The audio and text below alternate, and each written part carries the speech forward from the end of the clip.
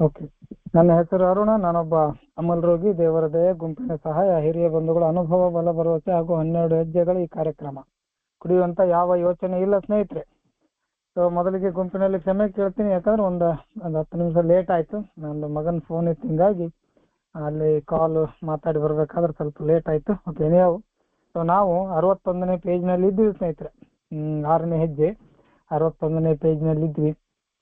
ಯಾಕಂದ್ರೆ ಸ್ವಲ್ಪ ರಿಕ್ಯಾಪ್ ಮಾಡಿದ್ರೆ ಅಥವಾ ಶುಕ್ರವಾರ ತನಕ ಮಾಡಿದ್ದನ್ನ ಒಂದು ಪ್ಯಾರವನ್ನ ನೋಡಿದ್ರೆ ಇಲ್ಲಿ ನಮ್ಗೆ ಗುರ್ತಾಕೈತಿ. ಇವತ್ತಿಗೂ ಕೂಡ ಜಗತ್ತಿನಾದ್ಯಂತ ಎಲ್ಲ ಸಭೆಗಳಲ್ಲಿ ಏನ್ ಕೇಳಿ ಬರ್ತದ ಅಂತಂದ್ರೆ, ದೇವರು ತೆಗಿತಾನ, ಈ ಎಲ್ಲ ಗುಣದೋಷಗಳನ್ನ ತೆಗಿತಾನ ದೇವರು ಅನ್ನುವಂತ ಮಾತುಗಳು ಕೇಳ್ತದ. ಆದ್ರೆ 100% ಎಲ್ಲ ಬಂಧುಗಳು ಹೇಳ್ತಾರೆ, ಇಲ್ಲಿ ಬಂದ ನಂತರ ಎಲ್ಲವೂ ತೆಗಿತಾನ, ನಾವು ರೆಡಿ ಆಗಿರ್ಬೇಕು ಅನ್ನುವಂಥದ್ದು ಬರ್ತದೆ. ಸೊ ಅದಕ್ಕೆ ಅವರಲ್ಲಿ ಬರ್ದಿರ್ತಾರೆ, ಜಗತ್ತಿನಾದ್ಯಂತ ಸಭೆಗಳಲ್ಲಿ ಈ ಮೇಲಿನ ಎಲ್ಲವೂ ಮಾತುಗಳು ಬರ್ತಾವ.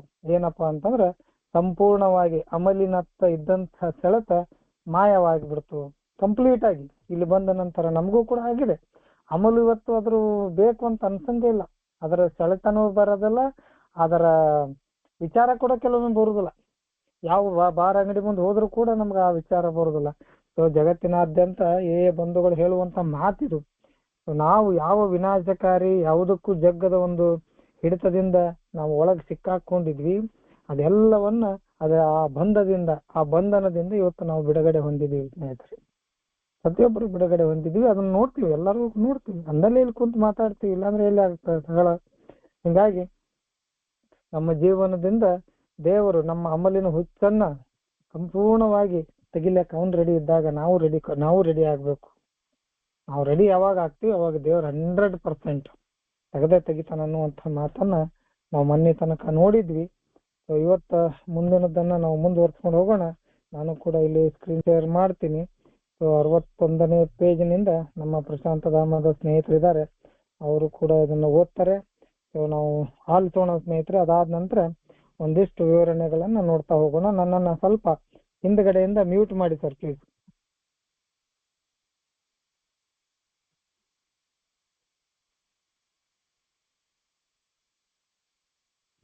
ನಮಸ್ಕಾರ ಬಂಧುಗಳೇ. 12 ಹೆಜ್ಜೆಗಳು ಮತ್ತು 12 ಪರಂಪರೆಗಳ ಪುಸ್ತಕದಿಂದ 6ನೇ ಹೆಜ್ಜೆಯ 3ನೇ ಪ್ಯಾರಾಗ್ರಾಫ್, ಪುಟ ಸಂಖ್ಯೆ 61. ಅಮಲತನದಿಂದ ಬಿಡುಗಡೆ ಲಭಿಸಿತು, ಆದರೆ ಇದೇ ವಿಧಾನದಿಂದ ಬೇರೆ ಕಷ್ಟ ಕಾರ್ಪಣೆಗಳಿಂದ ಅಥವಾ ಕೊರತೆಯಿಂದ ಬಿಡುಗಡೆ ದೊರಕಿಸಿಕೊಳ್ಳಲು ಏಕೆ ಆಗುವುದಿಲ್ಲ? ಇದು ನಮ್ಮ ಅಸ್ತಿತ್ವದ ಒಂದು ಒಗಟ್ಟು. ಇದರ ಸಂಪೂರ್ಣ ಉತ್ತರ ಪ್ರಾಯಶಃ ದೇವರ ಮನಸ್ಸಿನಲ್ಲಷ್ಟೇ ಇರಬಹುದು, ಆದರೆ ಭಾಗಶಃ ಉತ್ತರ ನಮಗೆ ಕಾಣುವಂತೆ ಇದೆ.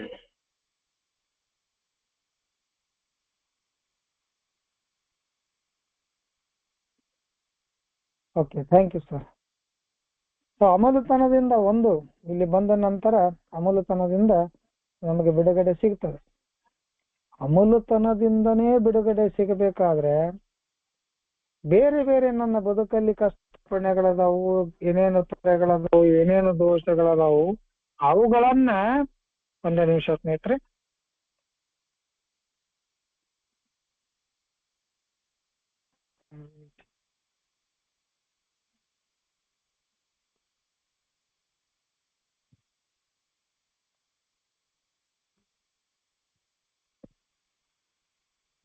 ಏನಾಗ್ತದೆ, ಅಮಲತನದಿಂದನೇ ಬಿಡುಗಡೆ ಹೊಂದಿರಬೇಕಾದ್ರೆ ಇನ್ನ ಉಳಿದ ದೋಷಗಳಿಂದ ಯಾಕಾಗುದಿಲ್ಲ? ಉಳಿದ ದೋಷದಿಂದ ಯಾಕಾಗುದಿಲ್ಲ ಅಂತ ಅಮಲು ಯಾವ ವಿಧಾನದಿಂದ ಎಷ್ಟೋ ಪ್ರಯತ್ನ ಪಟ್ಟರು ಕೂಡ ನಮ್ಮಿಂದ ಸಾಧ್ಯವಾಗದ್ದು ಇಲ್ಲಿ ಬಂದ ನಂತರ ಸೊ ನಮಗೆ ಕೆಲವೊಮ್ಮೆ ಗುರ್ತಾಗುದಿಲ್ಲ. ನಾನು ಇಷ್ಟು ವರ್ಷಗಳಾಯ್ತಾ ಅಮಲಿನಿಂದ ದೂರ ನಿಂತಿದ್ದು ಅಂತ ಹೇಳಿ ಗುರ್ತನಾಗುದಿಲ್ಲ. ಅಂತ ಒಂದು ಬಂಧನದಿಂದ ನಮಗೆ ಬಿಡುಗಡೆ ಆಗಬೇಕಾದ್ರೆ ಇನ್ನು ಉಳಿದ ಕಷ್ಟಗಳು ಅಥವಾ ಉಳಿದ ತೊಂದರೆಗಳಿಂದ ಅಥವಾ ನಮ್ಮಲ್ಲಿರುವಂತಹ ನ್ಯೂನ್ಯತೆಗಳಿಂದ ಬಿಡುಗಡೆ ದೊರಕಕ್ಕೆ ಯಾಕಾಗುದಿಲ್ಲ? ಯಾಕೆ ಆಗಬೇಕು ಅಂದ್ರೆ ಇಲ್ಲಿ ನಾವು ಕಂಡುಕೋಬೇಕಾಗಿದೆ ಏನಂದ್ರೆ, ಇದು ನಮ್ಮ ಅಸ್ತಿತ್ವದ ಒಂದು ಒಗಟು. ಇದು ನಮ್ಮ ಇರುವಿಕೆಯ, ನಮ್ಮ ಎಕ್ಸಿಸ್ಟೆನ್ಸ್ ಒಂದು ಒಗಟಿದು, ಗುರ್ತನೇ ಆಗಂಗಿಲ್ಲ. ಬಹುಶಃ ಇದರ ಉತ್ತರ ಕೂಡ ದೇವರಲ್ಲಿ ಮಾತ್ರ, ದೇವರ ಮನಸ್ಸಿನಲ್ಲಿ ಮಾತ್ರ ಇರ್ತದ. ದೇವರ ಮನಸ್ಸಿನಲ್ಲಿ ಪೂರ್ಣ ಉತ್ತರ ಕೊಡ್ತದ. ನಮ್ಮ ಬದುಕಲ್ಲಿ ಅವನು ನಮಗಾಗಿ ಏನು ಮಾಡಬೇಕು, ನಾನು ಇಲ್ಲಿ ಏನು ಪಾತ್ರವನ್ನ ನಿರ್ವಹಿಸಬೇಕು, ನನ್ನ ಇರುವಿಕೆಗೆ ಅಥವಾ ನನ್ನ ಅಸ್ತಿತ್ವಕ್ಕೆ ಯಾವ ಪಾತ್ರ ಇಲ್ಲಿ ಸೂಟೇಬಲ್ ಆಗ್ತದ ಅನ್ನುವಂಥದ್ದು ದೇವರಿಗೆ ಮಾತ್ರ ಗುರ್ತು, ಸಂಪೂರ್ಣವಾಗಿ ಅವನು ಗುರ್ತಾಗ್ತದೆ. ಸೊ ನಮಗಿವತ್ತು ಅನಿಸ್ತಾ ಇದೆ ಭಾಗಶಃ ಉತ್ತರವು ನಮಗೆ ಕಾಣುವಂತೆಯೇ ಇದೆ. ಇವತ್ತು ನಮಗ ಅನಿಸ್ತದೆ, ಇಲ್ಲಿ ಆಕ್ಚುಲಿ ಇಲ್ಲಿ ಬಂದು ಕುಂತ ನಂತರ ಅನಿಸ್ತದ, ಇಷ್ಟೆಲ್ಲ ಮಾಡಿದ್ವಿ, ಇಷ್ಟೆಲ್ಲ ಕುಡಿದ್ವಿ, ಇಷ್ಟೆಲ್ಲ ಗಾಡಿ ಮೇಲೆ ಅಡ್ಡಾಡಿದ್ವಿ, ಇಷ್ಟೆಲ್ಲ ಬೇರೆ ಬೇರೆ ಬೇರೆ ತೊಂದರೆಗಳನ್ನ ನಮ್ಮ ಮೈ ಮೇಲೆ ಎಳ್ಕೊಂಡ್ವಿ. ಆದ್ರೂ ಕೂಡ ಇವತ್ತಿಗೂ ಈ ಕ್ಷಣಕ್ಕೂ ನಾವು ಜೀವಂತ ಇದೀವಿ ಅಂತಂದ್ರೆ ಅದು ದೇವರ ಇಚ್ಛೆ ಇಲ್ಲದೆ ಮತ್ತೇನು. ನಮ್ಮ ಬದುಕಿಗಾಗಿ ದೇವರ ದೃಷ್ಟಿಯಲ್ಲಿ ವಿಚಾರ ಬೇರೆನೆ ಇತ್ತು. ನಾವು ದೇವರ ವಿಚಾರವನ್ನ ಬಿಟ್ಟು ನಮ್ಮ ವಿಚಾರ ಹಿಡ್ಕೊಂಡು ಹೊರಟಿದೀವಿ. ಆದ್ರೂ ಕೂಡ ದೇವರು ಬಿಡಲಿಲ್ಲ. ಇಲ್ಲಿ ಕರ್ಕೊಂಡ್ ಬಂದ ನಮ್ಮನ್ನ ಹೆಂಗೋ ಸಂದೇಶ ಸಿಗಿಸಿದ. ಆ ಸಂದೇಶ ಸಿಕ್ಕ ನಂತರ ಇಲ್ಲಿ ಕೂತೀವಿ ಗಟ್ಟಿಯಾಗಿ ಕೂಡ್ಲಿಕ್ಕೆ ಮನಸ್ಸು ಕೊಟ್ಟ. ಮೊದಲಿಗೆ ಅದು ನಾನು ಮನಸ್ಸು ಮಾಡೀನಿ, ನಾನು ಪ್ರಯತ್ನ ಮಾಡೀನಿ, ನಾನು ಈ ಕಾರ್ಯಕ್ರಮವನ್ನು ಪಾಲಿಸೀನಿ ಅಂತ ಹೇಳಿದ್ರೆ ಮೂರ್ಖತನ ಅದು. ನಾನು ಪಾಲನೆ ಮಾಡಿಲ್ಲ, ಪಾಲನೆ ಮಾಡುವಂತ ಮನಸ್ಸನ್ನ ದೇವರು ನನಗಿಟ್ಟ, ಆ ಶಕ್ತಿಯನ್ನ ನನಗೆ ಕೊಟ್ಟ. ನಿನ್ನ ಬದುಕಲ್ಲಿ ಬೇರೆದೇ ಇದೆ ಮಗನೇ, ನೀನು ಕುಡಿದು ರೋಡಿಗೆ ಬೀಳುದಲ್ಲ, ನಿಂದು ಬೇರೆನೇ ಇದೆ, ನೀನು ಬೇರೆ ಸಮಾಜಕ್ಕೆ ಉಪಯೋಗ ಆಗುವಂತಹದ್ದು ಕ್ಯಾರೆಕ್ಟರ್ ನಿನ್ನಲ್ಲಿದೆ ಅನ್ನುವಂಥ ಮಾತನ್ನ ತಲೆಗೆ ಹಾಕಿದ. ಇವತ್ತು ನಮ್ಮ ಬಂಧುಗಳು ಕೇವಲ ಮನೆಗಷ್ಟೇ ಅಲ್ಲ, ಸಮಾಜಕ್ಕೂ ಬೇಕಾದವ್ರು, ಇವತ್ತು ಈ ಊರಿಗೆ ಬೇಕಾದವ್ರು ಆಗ್ತಾರ, ಒಳ್ಳೊಳ್ಳೆ ಪೊಸಿಷನ್ಗಳು ಇರ್ತಾರೆ. ಈ ಸಮಾಜದಲ್ಲಿ ಒಳ್ಳೆ ನಾಗರಿಕರಾಗಲಿಕ್ಕೆ ಇವತ್ತು 100% ಎಲ್ಲರೂ ಮೆಂಬರ್ಗಳು ಪ್ರಯತ್ನ ಮಾಡ್ತಾರೆ. ಹಂಗೆ ಇರ್ತಾರು ಕೂಡ. ಪ್ರತಿಯೊಬ್ಬ ಮೆಂಬರ್ ನಾವು ನೋಡಿದೀವಿ, ಸಾಕಷ್ಟು ಉದಾಹರಣೆಗಳು ಜಗತ್ತಿಗೆ, ಸಮಾಜಕ್ಕೆ. ಇವತ್ತು ಸಮಾಜಕ್ಕೆ ಬೇಕಾದವರಾಗ್ಯಾರ. ಮೊದಲು ಯಾವ ಸಮಾಜಕ್ಕೆ ನಾವು ಬೇಡವಾಗಿದ್ವಿ ಅದೇ ಸಮಾಜಕ್ಕೆ ಇವತ್ತು ಒಂದು ಉಪಯುಕ್ತವಾಗಿ ಒಂದು ಒಳ್ಳೆಯ ಅಗೇನ್ ಸಿಟಿಜನ್ ಅಂತ ಹೇಳ್ತಾರೆ ನಮಗೆ. ಮತ್ತೆ ನಾಗರಿಕರಾಗೋದು ಈ ಸಮಾಜದಲ್ಲಿ ಅಷ್ಟೇ ಅಲ್ಲ, ಕುಟುಂಬದಲ್ಲಿ, ವೈಯಕ್ತಿಕ ಬದುಕಿನಲ್ಲಿ, ಕೆಲಸ ಮಾಡುವಲ್ಲಿ. ಇವತ್ತು ನಾವು ಒಂದು ಉತ್ತುಂಗಕ್ಕೇರಿವಿ ಅಥವಾ ಒಂದು ಒಳ್ಳೆಯ ಸ್ಥಾನ ಅಥವಾ ಜನರು ನಮ್ಗೆ ಇವತ್ತು ಏನಾದ್ರು ಮರ್ಯಾದೆ ಕೊಡ್ತಾರಂತಂದ್ರೆ ಇದು ದೇವರ ಇಚ್ಛೆ ಇದು. ನಮ್ಮ ಅಸ್ತಿತ್ವದ ಬಗ್ಗೆ ದೇವರು ಏನ್ ಮಾಡ್ಬೇಕಾಗಿತ್ತು ಅದನ್ನ ಇವತ್ತು ಮಾಡಿದ್ದಾನೆ. ಇದರ ಸಂಪೂರ್ಣ ಉತ್ತರ ಪ್ರಾಯಶಃ ದೇವರ ಮನಸ್ಸಿನಲ್ಲೇ ಇತ್ತು. ನಾವು ಈಗ ಕಣ್ಕೊಳಕ್ತೀವಿ, ಹೌದು ಇಷ್ಟೆಲ್ಲಾ ಮಾಡಿದ್ರು ಕೂಡ ದೇವರು ನಮ್ಮನ್ನ ಸಾಯ್ಲಿಕ್ಕೆ ಬಿಡ್ಲಿಲ್ಲ, ಏನು ಅನಾಹುತಗಳ ಆಗ್ಲಿಕ್ಕೆ ಬಿಡ್ಲಿಲ್ಲ, ಜೋಪಾನವಾಗಿ ಇಷ್ಟು ಕುಡಿದ್ರು ಕೂಡ ನಮ್ಮನ್ನ ಕಾಪಾಡ್ಕೊಂಡು ಬಂದು ಇಲ್ಲಿ ಕುಂದರ್ಸಿದ ಅನ್ಸ್ನೋದು. ಎಷ್ಟು ಜನ ಕುಡಿಲಾರ್ದೆ ಎಕ್ಸ್ಟೆಂಟ್ ಮಾಡ್ಕೊಂಡು ಸಾಯ್ತಾರ, ಎಲ್ಲೆಲ್ಲೋ ಆತ್ಮಹತ್ಯೆ ಮಾಡ್ಕೋತಾರ, ಏನೇನೋ ಅನಾಹುತಗಳನ್ನ ಮಾಡ್ಕೋತಾರ, ಯಾರು ಕುಡಿದ್ರೆ ಕೆಲವೊಬ್ರು. ಬಟ್ ಇಷ್ಟೆಲ್ಲಾ ಕುಡಿದು ಏನೆಲ್ಲ ಮಾಡಿದ್ರು ಕೂಡ ಬದುಕು ಕೊಟ್ಟ ಇನ್ನೊಮ್ಮೆ ದೇವರು. ಹಂಗಾಗಿ ದೇವರ ಮನಸ್ಸಿನಲ್ಲಿ ನಮ್ಮ ಸಲುವಾಗಿ ಒಂದು ಬೇರೆ ಉದ್ದೇಶನೇ ಇದೆ. ಇವತ್ತದು ನಮಗೆ ಸ್ವಲ್ಪ ಕಾಣ್ತಾ ಇದೆ. ಇನ್ನು ಬರ್ತಾ ಮುಂದೆ ಹೋಗ್ತೀವಲ್ಲ, ಬಹುಶಃ ದೇವರು ನಮ್ಮನ್ನ ಇದೇ ಉದ್ದೇಶಕ್ಕಾಗಿ ಕುಡುಕನನ್ನಾಗಿ ಮಾಡಿದ್ದ, ಇದೇ ಉದ್ದೇಶಕ್ಕಾಗಿ ನಮ್ಮನ್ನ ಈ ಅಮಲ ರೋಗಕ್ಕೆ ತುತ್ತು ಮಾಡಿದ್ದ. ಇದರಿಂದಾಗಿ ನಾವು ಬದುಕಿನಲ್ಲಿ ಮತ್ತೆ ಮೇಲೆದ್ದು ಸಮಾಜಕ್ಕೆ ಒಳ್ಳೆಯವರಾಗಿ, ಜನರಿಗೆ ಒಳ್ಳೆಯವರಾಗಿ, ಇನ್ನೊಂದಿಷ್ಟು ಹೊಸ ಬಂಧುಗಳಿಗೆ ಒಳ್ಳೆಯವರಾಗಿ ಅಥವಾ ಒಳ್ಳೆಯವರು ಅನ್ನೋಕ್ಕಿಂತ ಹೆಚ್ಚಾಗಿ ಮಾದರಿಯಾಗಿ, ಅದಕ್ಕಿಂತ ಹೆಚ್ಚಾಗಿ ಈ ಸಂದೇಶವನ್ನ ಇನ್ನೊಬ್ಬರಿಗೆ ಕೊಡುವಂತ ಕೆಲಸ ಇವತ್ತು ದೇವರು ನಮಗೆ ಕೊಟ್ಟಿದ್ದಾನೆ. ಅದಕ್ಕೆ ನಾವು ಕೃತಜ್ಞರಾಗಿರಬೇಕು ಅನ್ನುವಂಥ ಮಾತನ್ನ ಇಷ್ಟು ಚಂದ ಒಂದು ಸಣ್ಣ ಸೆಂಟೆನ್ಸ್ ನಲ್ಲಿ ಬರಿತಾನ ಅವನು. ಇದು ನಮ್ಮ ಅಸ್ತಿತ್ವದ ಒಗಟು. ಇದರ ಸಂಪೂರ್ಣ ಉತ್ತರ ಪ್ರಾಯಶಃ ದೇವರ ಮನಸ್ಸಿನಲ್ಲಿ ಅಷ್ಟೇ ಇರಬಹುದು. ದೇವರ ಮನಸ್ಸಿನಲ್ಲಿ ಇವತ್ತು ಏನೇನಿದೆ ಅನ್ನುವಂಥದ್ದು ನಾವು ಪ್ರತಿಯೊಬ್ಬರೂ ಲೆಕ್ಕ ಹಾಕೊಂಡು ನೋಡ್ಬೇಕಾಗಿದೆ. ಇಷ್ಟು ಜನ ಇಲ್ಲಿ ಕೂತೀವಲ್ಲ, ಪ್ರತಿಯೊಬ್ಬರು ಏನಿತ್ತು ನನ್ನ ಬದುಕು ಅನ್ನುವಂಥದ್ದು, ಏನಾಗಿದೆ ಇವತ್ತು ಅನ್ನುವಂಥದ್ದು. ಸೊ ದೇವರ ಇಚ್ಛೆ ನಮ್ಮ ಜೀವನದಲ್ಲಿ ಬೇರೆನೇ ಇದೆ, ಅದನ್ನ ಇವತ್ತು ನಾವು ಕೂಡ ಕಾಣ್ಕೊಳಕತ್ತೀವಿ. ಸೊ ಮುಂದೆ ದಯವಿಟ್ಟು ಓದಿ ಸರ್ ಪ್ಲೀಸ್. ಯಾವಾಗ ಪುರುಷರು ಸ್ತ್ರೀಯರು ತಮ್ಮೊಳಗೆ ಅಮಲನ್ನು ಸುರಿದು ತಮ್ಮ ಜೀವನವನ್ನೇ ಹಾಳು ಮಾಡುತ್ತಾರೋ ಆವಾಗ ಅದು ಒಂದು ಅಸಹಜ ಕ್ರಿಯೆ. ತಮ್ಮ ಸ್ವಭಾವಜನ್ಯ ಸ್ವ ಸಂರಕ್ಷಣೆ ವಿರುದ್ಧವಾಗಿ ಅವರು ತಮ್ಮದೇ ನಾಶಕ್ಕೆ ತೊಡಗಿದಂತೆ ತೋರುತ್ತದೆ. ಅವರು ಅದರದ್ದೇ ಪ್ರಕೃತಿಗೆ ವಿರುದ್ಧವಾಗಿ ಕೆಲಸ ಮಾಡುತ್ತಾರೆ. ಆವಾಗ ಅಮಲಿನ ಅವಿರತ ಹೊಡೆತದಿಂದ ಜರ್ಜರಿತಗೊಂಡ ಅವರಲ್ಲಿ ದೇವರ ಕೃಪೆಯು ತುಂಬಿ ಅವರ ಮೇಲಿದ್ದ ಅಮಲಿನ ಹಿಡಿತವನ್ನು ಹೊಡೆದೊಡಿಸುವುದು. ಇಲ್ಲಿ ಅವರಿಗೆ ಹೊಸ ಜೀವನ ನೀಡಲು ಅಪೇಕ್ಷಿಸುವ ದೇವರ ಇಚ್ಛೆಯೊಂದಿಗೆ ಅವರ ಪ್ರಕೃತಿಯು ಸಂಪೂರ್ಣವಾಗಿ ಸಹಕರಿಸುವುದು. ಯಾಕಂದರೆ ಪ್ರಕೃತಿಯು ದೇವರು ಆತ್ಮಹತ್ಯೆಯನ್ನು ಅಪೇಕ್ಷಿಸುವುದಿಲ್ಲ. ಎಸ್, ಯಾಕಂದರೆ ಪ್ರಕೃತಿಯು, ಈ ಸೃಷ್ಟಿ, ಈ ಜಗತ್ತು, ಈ ನಿಸರ್ಗ ಮತ್ತು ದೇವರು ಇಬ್ಬರೂ ಕೂಡ ಆತ್ಮಹತ್ಯೆಯನ್ನ ಅಪೇಕ್ಷಿಸುವುದಿಲ್ಲ. ಆತ್ಮಹತ್ಯೆ ಅಂದ್ರೆ ಸುಮ್ಮನೆ ಉರುಳು ಹಾಕೊಳ್ಳೋದು, ಗಾಡಿ ಹಳಿಗೆ ಬೀಳೋದು, ವಿಷ ತಗೊಳ್ಳೋದು, ಸುಟ್ಟುಕೊಳ್ಳೋದು, ಬೇರೆ ಬೇರೆ ಅನಾಹುತಗಳನ್ನ ಮಾಡ್ಕೊಳ್ಳೋದಲ್ಲ. ಇಲ್ಲಿ ನಮ್ಮೊಳಗೆ ನಾವು ಪ್ರತಿದಿನ ಅಮಲನ್ನ ಸುರಿದು, ನಮ್ಮೊಳಗೆ ನಾವು ಪ್ರತಿದಿನ, ಇದು ಸ್ಲೋ ಪಾಯ್ಸನ್, ಪ್ರತಿದಿನ ಅದನ್ನ ಸುರಿದು ನಮ್ಮ ಜೀವನವನ್ನು ಹಾಳು ಮಾಡ್ಕೊಳಕ್ ಹೊರಟಿದ್ವಿ. ಪ್ರತಿದಿನ ಅನ್ನಕ್ಕೇನು, ಪ್ರತಿ ಕ್ಷಣನೂ ಬೇಕಾಗ್ತಿತ್ತು, ಒಂದೊಂದು ಸಮಯದಲ್ಲಿ ಇಡೀ ದಿನ ಬೇಕಾಗ್ತಿತ್ತು. ಇದು ಪ್ರಕೃತಿಗೆ ವಿರುದ್ಧವಾಗಿದ್ದು. ಇಲ್ಲಿ ಜೀವನ ಮಾಡ್ಲಿಕ್ಕೆ ಕಳಿಸಿದ್ದ, ಬದುಕನ್ನು ಮಾಡ್ಲಿಕ್ಕೆ ಕಳಿಸಿದ್ದ ದೇವರು ನಮ್ಮನ್ನ ಇದನ್ನು ನೋಡಿ ಬರಲಿ ಅಂತ ಕಳಿಸಿದ್ದ. ನಾವೇನ್ ಮಾಡ್ತಾ ಇದ್ದೀವಿ? ನಮ್ಮೊಳಗ ನಾವೇ ಅಮಲನ್ನು ಸುರ್ಕೊಳ್ತಾ ಇದ್ವಿ, ವಿಷವನ್ನ ಸುರ್ಕೊಳಕತ್ತಿದ್ವಿ. ಇದೊಂದು ಅಸಹಜ ಕ್ರಿಯೆ ಅಂತ ಹೇಳ್ತಾರ ಅವರು. ಇದು ಸರಿಯಾದ ಕ್ರಿಯೆ ಆಗಿರ್ಲಿಲ್ಲ. ನಮ್ಮನ್ನ ನಾವು ಕೊಂದುಕೊಳ್ಳೋದು, ನಮ್ಮನ್ನ ನಾವು ಹೆಂಗ್ ಕೊಂದುಕೊಳಕತ್ತಿದ್ವಿ ಅಂದ್ರೆ ಡೆಸ್ಟ್ರಾಯ್ ಮಾಡ್ಲಿಕ್ಕೆ, ಜೀವನವನ್ನು ಹಾಳು ಮಾಡ್ಕೊಳ್ಳಿಕ್ಕೆ. ಮತ್ತೊಬ್ರು ಯಾರು ಮಾಡ್ಲಿಲ್ಲ ನಮಗೆ. ನಮ್ಮ ಜೀವನವನ್ನ ನಾವು ಡೆಸ್ಟ್ರಾಯ್ ಮಾಡ್ಲಿಕ್ಕೆ ಅಥವಾ ಹಾಳು ಮಾಡ್ಲಿಕ್ಕೆ ಅಥವಾ ನಾಶ ಮಾಡ್ಲಿಕ್ಕೆ ನಾವು ಪ್ರಯತ್ನ ಪಟ್ವಿ. ಇದೊಂದು ಅಸಹಜ ಕ್ರಿಯೆ. ಇದು ಮೋಸ್ಟ್ ಅನ್ನ್ಯಾಚುರಲ್ ಆಕ್ಟ್ ಅಂತ ಹೇಳ್ತಾರೆ ಇದನ್ನ. ಅನ್ನ್ಯಾಚುರಲ್, ಇದು ನ್ಯಾಚುರಲ್ ಅಲ್ಲ, ಸ್ವಾಭಾವಿಕ ಅಲ್ಲ, ಏನು ಸಹಜ ಕ್ರಿಯೆನೂ ಅಲ್ಲ. ಯಾವ ಮನುಷ್ಯ ತನ್ನೊಳಗೆ ತಾನು ವಿಷವನ್ನ ಪ್ರತಿದಿನ ಪ್ರತಿಕ್ಷಣ ಹಾಕ್ತಾನ ಅಂದ್ರೆ ಅದೊಂದು ಅಸಹಜ ಕ್ರಿಯೆ. ನನಗೆ ನನ್ನ ಪ್ರೀತಿನೇ, ನನ್ನ ಮೇಲೇನೆ ಪ್ರೀತಿ ಇಲ್ಲ, ನನ್ನ ದೇಹದ ಮೇಲೆ ಪ್ರೀತಿ ಇಲ್ಲ, ನನ್ನ ಜೀವನದ ಬಗ್ಗೆ ನನಗೆ ಪ್ರೀತಿ ಇರಲಿಲ್ಲ, ಇದರಿಂದ ಏನಾಗ್ತದ ನನಗನ್ನುವಂಥದ್ದೇ ಗುರ್ತಿರ್ಲಿಲ್ಲ. ಮಜಾಕಂತ ಹೋದ್ವಿ, ಮಜಾ ಹೋಗಿ ಸಜಾ ಆಗಿಬಿಡ್ತಲ್ಲ ಅಷ್ಟಿಗೆ. ಅದಕ್ಕೆ ಅವ್ರು ಹೇಳ್ತಾರ ಇದೊಂದು ಅಸಹಜ ಕ್ರಿಯೆ, ಅನ್ಯಾಚುರಲ್ ಆಕ್ಟ್. ತಮ್ಮ ಸ್ವಭಾವಜನ್ಯ ಸ್ವಸಂರಕ್ಷಣೆ ವಿರುದ್ಧವಾಗಿ ಅವರು ತಮ್ಮದೇ ನಾಶಕ್ಕೆ ತೊಡಗಿದಂತೆ ತೋರುತ್ತದೆ.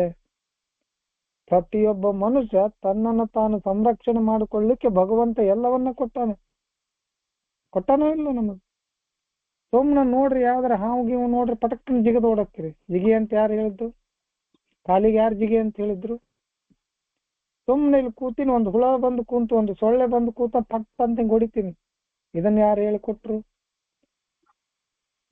ಕಣ್ಣಿಗೆ ಏನ್ರ ಬಡಿತಂದ್ರೆ ಕಟ್ ಅಂತ ಕಣ್ಣ ಮುಚ್ಚುತ್ತೀವಿ, ತಲೆ ತಗ್ಗಿಸ್ತೀವಿ, ತಪ್ಪಿಸ್ಕೊಳಕ್ ಪ್ರಯತ್ನ ಮಾಡ್ತೀವಿ ಅಲ್ವಾ?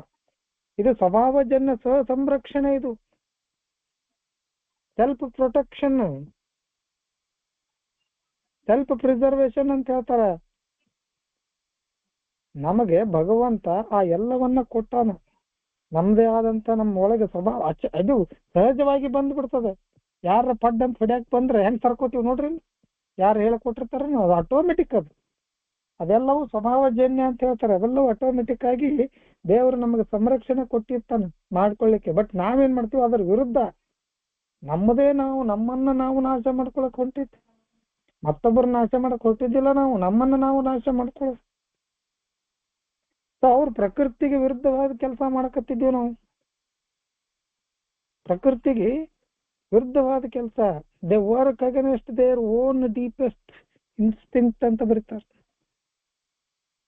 ನಾವು ನಮ್ಮದೇ ಪ್ರಕೃತಿಗೆ ವಿರುದ್ಧವಾಗಿ ಕೆಲಸ ಮಾಡೋದು. ಅವಾಗ ಏನಾಕತಿ? ಅಮಲಿನ ಅವಿರತ ಹೊಡಿತದಿಂದ, ಅವಿರತ ಅಂದ್ರೆ ಯಾವುದೇ ವಿರಾಮ ಇಲ್ಲದೆ ಅದು ಹೊಡ್ಯಕ್ ಚಾಲು ಆಗ್ತದೆ. ಯಾವುದೇ ವಿರಾಮ ಇಲ್ಲದೆ ಅದು ನಿಲ್ಲಲೇ ಇಲ್ಲ. ಬೇಕು ಬೇಕು ಬೇಕು, ಅದು ನಿಲ್ಲಲೇ ಇಲ್ಲ. ಹಂಗಾಗಿ ಹೊಡಿತಾ ಚಾಲು ಆಯ್ತು. ಹೊಡಿತಾ ಚಾಲು ಆದ ತಕ್ಷಣ ನಾವು ಜರ್ಜರಿತರಾದ್ವಿ. ಬದುಕನ್ನ ಇಲ್ಲೇನು ಇಲ್ಲ ಅನ್ಸಾಕತ್ತು. ದೇವರ ಕೃಪೆ ಇವತ್ತು ತುಂಬಿತು. ನಮ್ಮ ಮೇಲಿನ ಅಥವಾ ನಮ್ಮ ಒಳಗಡೆ ಇದ್ದಂತಹ ಅಮಲಿನ ಹಿಡಿತವನ್ನು ಅವರು ದೂರಗೊಳಿಸಿದ್ರು. ಇವತ್ತು ಅವರು ಹೊಡೆದೊಡಿಸಿದ್ರು. ನಮಗ್ ಹೊಸ ಜೀವನವನ್ನ ಕೊಡಲಿಕ್ಕೆ ದೇವರು ಅಪೇಕ್ಷಿಸ್ಯಾರ. ಮರುಜನ್ಮ ಇದು, ಇನ್ನೊಂದು ಜನ್ಮ, ಇನ್ನೊಂದು ಅವಕಾಶ, ಇನ್ನೊಂದು ಅಪಾರ್ಚುನಿಟಿ. ಬಾ ಚಲುವ ಸುಂದರಾಂಗ ನಿನ್ನ ಅಂತೇಳಿ ಆರಿಸಿ ತಂದು ಕುಂದರ್ಸಿಲ್ಲ. ನಮಗ ಇಲ್ಲಿ ಹೆಕ್ಕಿ ತಂದು ಕುಂದರ್ಸಿಲ್ಲ. ಹುಡುಕಿ ನನ್ನ ಒಬ್ಬನ ಪಾಪ ಬಾಳ ಚಂದ, ಏನು ಸುಂದರಾಂಗ, ನೀನು ಜಗತ್ತಿನಾಗ ಒಳ್ಳೊಳ್ಳೆ ಕೆಲಸ ಮಾಡಿಯ, ನಿನ್ನ ಹೆಸರಿನ ಕೆಲಸಗಳು ಬಹಳ ಒಳ್ಳೆವದಾವು, ಇಡೀ ಜಗತ್ತಿಗೆ ಬೇಕಾದಂತ ಮನುಷ್ಯ ನೀನು, ಇನ್ನೊಂದಿಷ್ಟು 4 ದಿನ ಜೀವಂತವಾಗಿರು ಅಂತ ಹೇಳಿ ತಂದು ಕುಂದರ್ಸಿಲ್ಲ. ನಾನು ಮಾಡಿದ ಕರ್ಮಕ್ಕೆ ಯಾವತ್ತೋ ಕಟ್ಕೊಂಡು ಹೋಗ್ಬೇಕಾಗಿತ್ತು ದೇವ್ರು ನನ್ನನ್ನ ಅಲ್ಲ, ನಾನು ಮಾಡಿದ ಕರ್ಮಕ್ಕ, ನಾನು ಮಾಡಿದ ಕ್ರಿಯೆಗಳಿಗೆ, ನಾನು ಮಾಡಿದ ಎಲ್ಲ ಪಾಪಗಳಿಗೆ ಯಾವತ್ತ ಕರ್ಕೊಂಡು ಹೋಗ್ಬೇಕಾಗಿತ್ತು. ಆದ್ರೆ ಕರ್ಕೊಂಡು ಹೋಗ್ಲಿಲ್ಲ. ದೇವರು ಹೊಸ ಜೀವನ ನೀಡಲು ಅಪೇಕ್ಷಿಸಿದ. ಇದು ಹೊಸ ಜೀವನ. ದೇವರ ಇಚ್ಛೆ ಪಟ್ರು, ಹೋಗಿ ಇನ್ನೊಂದು ಇಷ್ಟು ದಿನ ಬದುಕು ನೀನು, ನಿನ್ನಿಂದ ಬ್ಯಾರೇನೆ ಕೆಲಸ ಅದಾವು, ನಿನ್ನ ಬದುಕ ಬ್ಯಾರೆ, ನೀನ್ ಇರೋದೇ ಬ್ಯಾರೆ ಅಂತ ಹೇಳಿ ನಮಗ ಅವ್ರು ಅಪೇಕ್ಷೆ ಪಟ್ರು. ಇವತ್ತು ದೇವರ ಇಚ್ಛೆಯೊಂದಿಗೆ ನಮಗೆ ಪ್ರಕೃತಿ ಕೂಡ ಸಂಪೂರ್ಣವಾಗಿ ಸಹಕಾರ ನೀಡಿದ. ಪ್ರಕೃತಿ ಅಂದ್ರೆ ಕೇವಲ ನಿಸರ್ಗ ಅಲ್ಲ, ನಮ್ಮ ಜೊತೆ ಇರೋಂಥವ್ರು ಕೂಡ ನಮ್ಗೆ ಸಹಕಾರ ಕೊಟ್ಟಾರ. ಮನ್ಯಾನವ್ರನ್ನ ಹಿಡ್ಕೊಂಡು, ಮೆಂಬರ್ಗಳು ಹಿಡ್ಕೊಂಡು, ಹಿರಿ ಬಂಧುಗಳು ಹಿಡ್ಕೊಂಡು, ಉದ್ಯೋಗ ಮಾಡುವಲ್ಲಿ ಹಿಡ್ಕೊಂಡು, ಸಮಾಜದಲ್ಲಿ ಇವತ್ತೆಲ್ಲರೂ ಕೂಡ ನಮ್ಗೆ ಸಹಕಾರ ಕೊಟ್ಟಾರ. ಕುಡ್ತದಿಂದ ದೂರ ನಿಲ್ಲಲಿಕ್ಕೆ ಎಲ್ಲರೂ ಕೊಟ್ಟಾರ. ನಾವು ಸುಮ್ಮನೆ ಡೀಪಾಗಿ ಯೋಚನೆ ಮಾಡ್ಬೇಕು, ಮನೆಯವ್ರ ಸಹಕಾರ ಎಷ್ಟದ, ಕಾರ್ಯಕ್ರಮದಲ್ಲಿ ನಮ್ಮ ಹಿರಿಯ ಬಂಧುಗಳ ಕಾಂಟ್ರಿಬ್ಯೂಷನ್ ಏನಿದೆ, ನನ್ನ ಜೊತೆ ಇದ್ದಂತಹ ನನ್ನ ಬಂಧುಗಳು ಏನ್ ಮಾಡಿದ್ರು, ಬೇರೆ ಬೇರೆ ಊರುಗಳಲ್ಲಿರುವಂತಹ ಬಂಧುಗಳು ನಮ್ಗೆ ಹೇಗೆ ಸಹಾಯ ಮಾಡ್ತಾರೆ, ಹೇಗೆ ಅನುಭವ ಕೊಡ್ತಾರೆ, ಹೇಗೆ ನಮಗೆ ಬಲ ತುಂಬ್ತಾರೆ, ಹೇಗೆ ಈ ಕಾರ್ಯಕ್ರಮದ ಬಗ್ಗೆ ನಮಗೆ ತಿಳಿಸಿಕೊಡ್ತಾರೆ. ಎಲ್ಲ ಪ್ರಕೃತಿ ಅಂದ್ರೆ ಎಲ್ಲವೂ ಬರ್ತದೆ. ಪ್ರಕೃತಿ ಕೂಡ ಇಲ್ಲಿ ನಮಗೆ ಸಹಕಾರ ನೀಡ್ತದೆ. ಯಾಕೆ ಪ್ರಕೃತಿ ನಮಗೆ ಸಹಕಾರ ನೀಡ್ತದೆ ಅಂದ್ರೆ, ಪ್ರಕೃತಿ ಮತ್ತು ದೇವರು ಇಬ್ಬರೂ ಕೂಡ ಯಾವತ್ತಿಗೂ ಕೂಡ ನಮ್ಮನ್ನ ನಾವು ನಾಶ ಮಾಡ್ಕೊಳ್ಳಕ್ಕೆ ಬಯಸುವುದಿಲ್ಲ. ನಮ್ಮನ್ನ ನಾವು ನಾಶ ಮಾಡ್ಕೊಂಡು ಮೇಲೆ ಹೋಗುದಿತ್ತಂದ್ರೆ ಇಲ್ಲಿಗೆ ಯಾಕೆ ಬರ್ಬೇಕಾಗಿತ್ತು ಅಂತದ್ದು. ನಿಮ್ಮನ್ನ ಯಾಕೆ ಇಲ್ಲಿ ಕಳಿಸಿದೀವಿ, ನಿಮ್ಮನ್ನ ನೀವು ನಾಶ ಮಾಡ್ಕೊಂಡು ಮ್ಯಾಗ ಬರುದಿದ್ರೆ ಎದಕ್ಕೆ ಇಲ್ಲಿ ಬರುವಂತ ಅವಶ್ಯಕತೆ ಏನಿತ್ತು ಅನ್ನುವಂಥದ್ದು. ಹಂಗಾಗಿ ದೇವರು ಇವತ್ತು ನಮಗೊಂದು ಬೇರೆ ಆಶೆಯನ್ನ ಹಾಕಿ ಇಲ್ಲಿ ಉಳಿಸಿದ್ದಾನೆ. ಹಾಗೆ ಮುಂದೆ ಏನಾಗ್ತದೆ ಓದಿ ಸರ್ ಪ್ಲೀಸ್. ಆದರೆ ಹೆಚ್ಚಿನ ನಮ್ಮ ತೊಂದರೆಗಳು ಈ ರೀತಿಯವಾಗಿರುವುದಿಲ್ಲ. ಪ್ರತಿಯೊಬ್ಬ ಸಾಮಾನ್ಯ ವ್ಯಕ್ತಿಗೂ ತಿನ್ನಲು ಬೇಕು. ಹಾಗೆಯೇ ಪುನರುತ್ಪತ್ತಿ ಮತ್ತು ಹಲವು 10 ಜನರ ಸಮಾಜದಲ್ಲಿ ತಾನೊಬ್ಬ ವ್ಯಕ್ತಿಯಾಗಿ ಬಾಳಬೇಕೆಂಬ ಹಂಬಲ ಇರುತ್ತದೆ. ಹಾಗೆ ಆತನು ಸುರಕ್ಷತೆಯನ್ನು, ಭದ್ರತೆಯನ್ನು ಬಯಸುತ್ತಾನೆ. ದೇವರು ಅವನನ್ನು ಅದೇ ರೀತಿಯಾಗಿ ಸೃಷ್ಟಿಸಿದ್ದಾರೆ. ಮಾನವ ತನ್ನನ್ನೇ ತಾನು ಅಮಲಿನಿಂದ ನಾಶಪಡಿಸುವಂತೆ ದೇವರು ಅವನನ್ನು ಸೃಷ್ಟಿಸುವುದಲ್ಲ. ದೇವರು ಮನುಷ್ಯನಿಗೆ ತನ್ನನ್ನೇ ತಾನು ಜೀವಂತವಿರಿಸುವ ಪ್ರಕೃತಿಯನ್ನು ನೀಡಿದ್ದಾನೆ.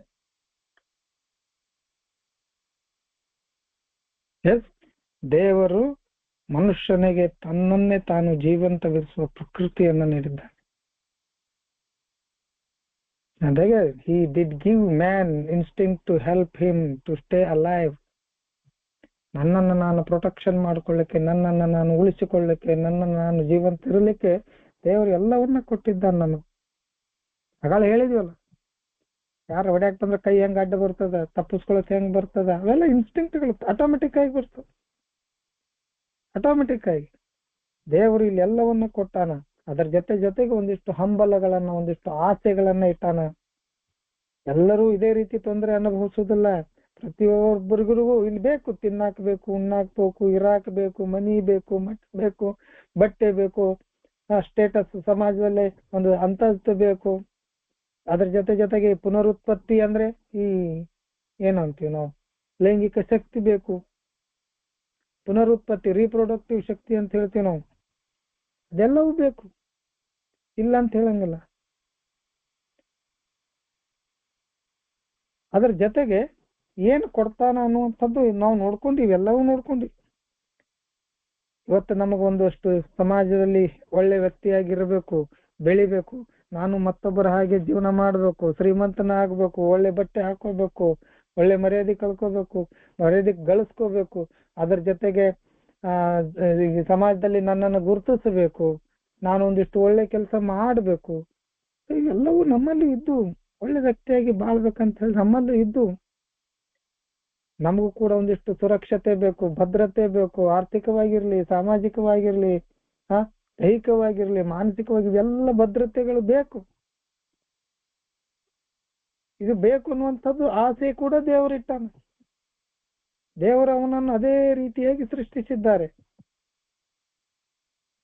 ಬದುಕಲಿಕ್ಕೆ, ಆಸೆ ಪಡಲಿಕ್ಕೆ, ಆಸೆ ಪಟ್ಟು ಅವುಗಳನ್ನ ಗಳಿಸಲಿಕ್ಕೆ, ಅವುಗಳನ್ನ ಪಡಿಲಿಕ್ಕೆ, ಅವುಗಳನ್ನ ಅನುಭವಿಸ್ಲಿಕ್ಕೆ ದೇವರ ಆಸೆ ಇಟ್ಟಾನ, ಇಲ್ಲಂತಲ್ಲ. ಹಂಬಲ ಇಟ್ಟಾನ, ಡಿಸೈರ್ ಇಟ್ಟಾನ.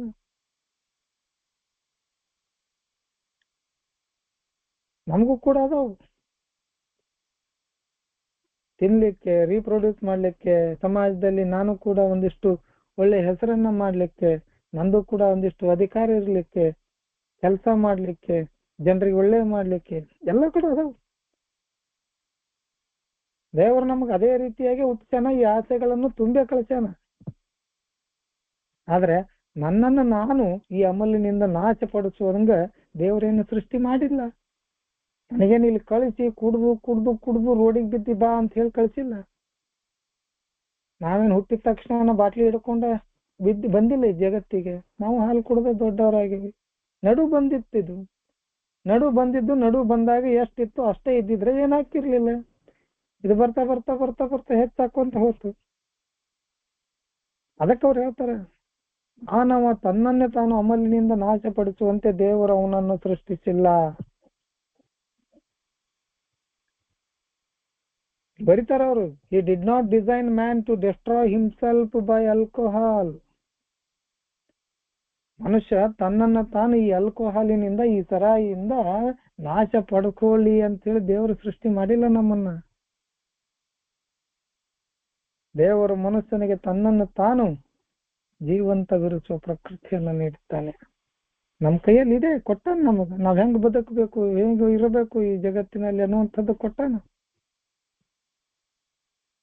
ಅದನ್ನ ನಾವು ಕಾಪಾಡ್ಕೊಲಿಲ್ಲ. ನಮ್ಮಷ್ಟಕ್ಕೆ ನಾವು ಹಾಳು ಮಾಡ್ಕೊಳಕ್ ನೋಡಿದ್ವಿ. ಹಂಗಾಗಿ ಮುಂದೆ ಏನಾಕತ್ ಓದಿ ಸರ್ ಪ್ಲೀಸ್. ನಾವು ನಮ್ಮ ಪ್ರಕೃತಿ ಸಹಜ ಸ್ವಭಾವವನ್ನು ನಾಶಪಡಿಸಿದ್ದನ್ನು ಸೃಷ್ಟಿಕರ್ತನು ಅಪೇಕ್ಷಿಸುತ್ತಾನೆ ಎನ್ನುವುದಕ್ಕೆ ಯಾವುದೇ ಪುರಾವೆಗಳಿಲ್ಲ. ಮಾತ್ರವಲ್ಲ, ನಮಗೆ ತಿಳಿದಂತೆ ದೇವರು ಯಾವನೇ ವ್ಯಕ್ತಿಯ ಪ್ರಕೃತಿ ಸಹಜ ಸ್ವಭಾವವನ್ನು ಆತನಿಂದ ಸಂಪೂರ್ಣವಾಗಿ ತೊಡೆದುದಕ್ಕೆ ಯಾವುದೇ ದಾಖಲೆ ಇಲ್ಲ.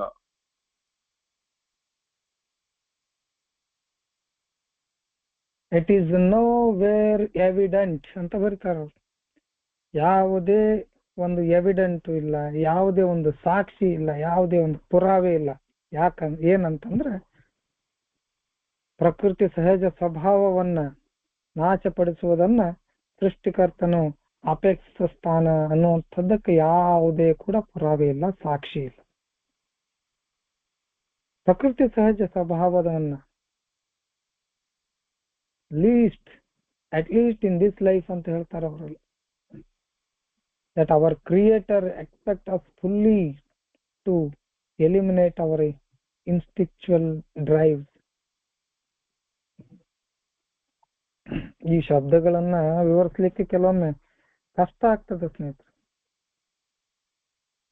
ನಮ್ಮ ಪ್ರಕೃತಿ ಸಹಜ ಸ್ವಭಾವವನ್ನ ನಾಶಪಡಿಸುವುದನ್ನು ಯಾವ ದೇವರು ಕೂಡ ಅಪೇಕ್ಷಿಸುವುದಿಲ್ಲ. ಅದಕ್ಕಿಂತ ಅಪೇಕ್ಷಿಸಾನ ಅಂತಂದ್ರೆ ಅವಕ್ಕೆ ಯಾವುದೇ ಪುರಾವೆ ಇಲ್ಲ ಇಲ್ಲಿ ಮಠ. ಅದಷ್ಟೇ ಅಲ್ಲ, ನಮಗೆ ತಿಳಿದಂತೆ ದೇವರು ಯಾವನೇ ವ್ಯಕ್ತಿಯ ಪ್ರಕೃತಿ ಸಹಜ ಸ್ವಭಾವವನ್ನ ಆತನಿಂದ ಸಂಪೂರ್ಣವಾಗಿ ತೊಡೆದಿದ್ದಕ್ಕೂ ದಾಖಲೆ ಇಲ್ಲ. ಯಾವ ಆಸೆ ಇಲ್ಲ, ಯಾವ ಹಂಬಲ ಇಲ್ಲ, ಯಾವ ಕಲ್ಪನೆ ಇಲ್ಲ, ಯಾವ ಬೇಕುಗಳು ಇಲ್ಲ ಅಂತನೂ ಇಲ್ಲ. ನಾಶನೂ ಮಾಡಿಲ್ಲ, ಬೇಕನ್ನುವುದನ್ನ ತೆಗೆದೂ ಇಲ್ಲ, ಆಸೆಯನ್ನ ತೆಗೆದೂ ಇಲ್ಲ, ಆಸೆಯನ್ನು ತೆಗೆದಿಲ್ಲ, ಆಸೆನೂ ಇಟ್ಟಾನ. ನಮ್ಮ ಸಹಜ ಸ್ವಭಾವಗಳು ಏನದಾವಲ್ಲ ಅವುಗಳನ್ನು ಇಟ್ಟಾನ. ಅದರ ಜೊತೆಗೆ ಅವುಗಳನ್ನು ನಾಶಪಡಿಸೂ ಇಲ್ಲ. ನಾಶಪಡಿಸಿದ್ರೆ ಅಥವಾ ಅವುಗಳನ್ನು ಯಾವ ಆಸೆಯನ್ನ ಯಾವ ಸ್ವಭಾವವನ್ನ, ಯಾವ ಇನ್ಸ್ಟಿಂಕ್ಟ್ಗಳನ್ನ ಅಥವಾ ಪ್ರವೃತ್ತಿಗಳನ್ನ ಹಾಕದೆ ಇಲ್ಲಿ ಹೆಂಗ್ ಕಳಿಸ್ತಾನ? ಇಲ್ಲಿ ಬಂದ ನಂತರ ಎಲ್ಲವೂ ಇದಾವು, ಎಲ್ಲವೂ ಬೆಳಿತಾ ಬೆಳಿತಾ ನಮ್ಮ ಜೊತೆ ಗೂಡ್ತಾವು. ಹುಟ್ಟಿದಾಗ ಏನು ಇರ್ಲಿಕ್ಕಿಲ್ಲ, ಅದನ್ನು ವಿವರಿಸ್ಲಿಕ್ಕೆ ನಮಗ ಅರ್ಥ ಆಗುದಿಲ್ಲ, ಇದ್ದೋ ಇಲ್ಲ ಅನ್ನುವಂಥದ್ದು.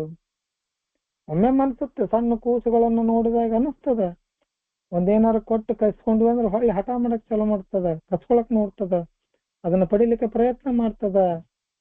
ಈಗ ಅನಿಸ್ತದ, ನಾನು ಮಾಡಿದ್ದು ನನಗೆ ನೆನಪಿರ್ಲಿಕ್ಕಿಲ್ಲ, ಬಟ್ ಅವನ್ನ ಹುಟ್ಟಿನಿಂದ ಹೊರಗೆ ಬಂದ ನಂತರ ದೇವ್ರು ಅವುಗಳನ್ನ ಹಾಕ್ತಾ ಬರ್ತಾನ, ಆಸೆಗಳನ್ನ ಹಾಕ್ತಾ ಬರ್ತಾನ. ಹೊಟ್ಟೆ ಹಸಿದ್ರೆ ಯಾಕೆ ಅಳ್ತದ ಕೂಸು? ಅತ್ತಾಗದಕ್ಕೆ ಏನ್ ಸಿಗ್ತದ ಅನ್ನುವಂಥದ್ದು ಗುರ್ತಾಗ್ತಾ ಹೋಗ್ತದ. ಇವೆಲ್ಲವನ್ನ ನೋಡಿದಾಗ ಇವು ಎಲ್ಲವೂ ಸಹಜ ಸ್ವಭಾವಗಳು. ದೇವರು ಎಲ್ಲವನ್ನ ಹಾಕಿ ಕಳ್ಸ್ಯಾನ, ಅವುಗಳನ್ನ ಅವನು ನಾಶನೂ ಮಾಡುದಿಲ್ಲ. ಹಂಗಂತ ಹೇಳಿ ಅವನ್ನ ಯಾವ ಆಸೆನೂ ತುಂಬಿ ಕಳ್ಸಂಗಿಲ್ಲ ಅಂತನೂ ಅಲ್ಲ, ಎಲ್ಲವೂ ತುಂಬಿ ಕಳಿಸೇ ಕಳಿಸ್ತಾನ ಅನ್ನುವಂಥದ್ದು ಈ ಪ್ಯಾರಾದಲ್ಲಿ ಹೇಳ್ತಾ ಇರುತ್ತೆ. ಓದಿ ಸರ್ ಪ್ಲೀಸ್. ನಾವು ಹುಟ್ಟುವಾಗಲೇ ಪ್ರಕೃತಿ ಸಹಜ ಸ್ವಭಾವ ಮತ್ತು ಆಶೆ ಆಕಾಂಕ್ಷೆಗಳೊಂದಿಗೆ ಹುಟ್ಟಿರುವುದರಿಂದ ಕೆಲವೊಮ್ಮೆ ನಾವು ಅವುಗಳ ಉದ್ದೇಶಿತ ಉಪಯೋಗಕ್ಕಿಂತ ಅಧಿಕವಾಗಿ ಹರಿಬಿಡುವುದು ಅಸಹಜವೇನಲ್ಲ. ಅವುಗಳು ನಮ್ಮ ಮೇಲೆ ಸ್ವಾಮ್ಯ ಸಾಧಿಸಿದಾಗ ಅಥವಾ ನಾವು ಅವುಗಳಿಂದ ನಮಗೆ ಅತಿಯಾದ ಸಂತೋಷವನ್ನು ಅಪೇಕ್ಷಿಸಿದಾಗ ದೇವರು ಅವುಗಳನ್ನು ನಮಗಿತ್ತ ಉದ್ದೇಶದಿಂದ ನಾವು ದೂರವಾಗುತ್ತೇವೆ. ಆವಾಗ ಅವುಗಳು ನಮ್ಮ ವ್ಯಕ್ತಿತ್ವ ದೋಷಗಳಾಗುತ್ತವೆ. ಅವುಗಳನ್ನು ಪಾಪಗಳೆಂದರೂ ಸರಿ. ಎಸ್, ಇವತ್ತಿನ ಬಿಲ್ರವರ ನೋಟ ಇದು. ಇವತ್ತಿನ ಬಿಲ್ರವರ ನೋಟದಲ್ಲಿ ಇತ್ತು. ಇನ್ಫ್ಯಾಕ್ಟ್ ಬೆಳಗ್ಗೆ ನಾನೇ ಇದ್ರ ಬಗ್ಗೆ ಮಾತನಾಡಿದ್ದೆ.